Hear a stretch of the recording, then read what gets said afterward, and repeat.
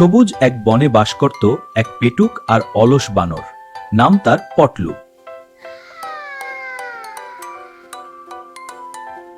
পটলু ভাই, শুনছো? আজ বনের ওপাশে একটা মস্ত বড় মধুর কলসি পাওয়া গেছে। মধু? বলিস কি রে মিঙ্কু, আমি একাই সব মধু সাবার করব আজ। ওই যে গাছের গর্তে, তবে মধু কিন্তু খুব সাবধানে বের করতে হবে। কিন্তু সাবধানে যাওয়ার পাত্র তো পটলু নয়।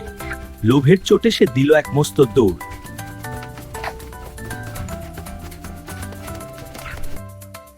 দারুণ!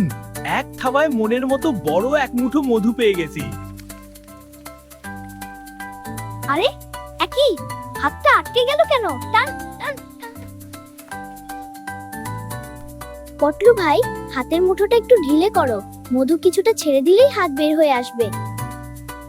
পটলু এত বড় মুঠো করেছে যে সেই মুঠি আর গর্তের সরু মুখ দিয়ে বের হচ্ছে না। কখনো না, এক ফোঁটা মধুও আমি ছাড়বো না। সব আমার। ঠিক তখনই মধুর আসল মালিকরা টের পেয়ে দল বেঁধে তেড়ে এলো।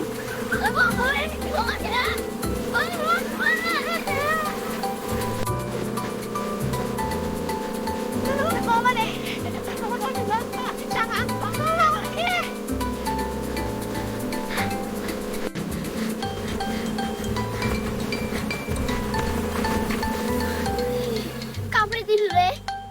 আর কোনোদিন লোভ করবো না বাবা। বাবা, তাই তো বলে, অতি লোভে তাঁতি নষ্ট। বেশি লোভ করলে শেষ পর্যন্ত শূন্য হাতেই ফিরতে হয়।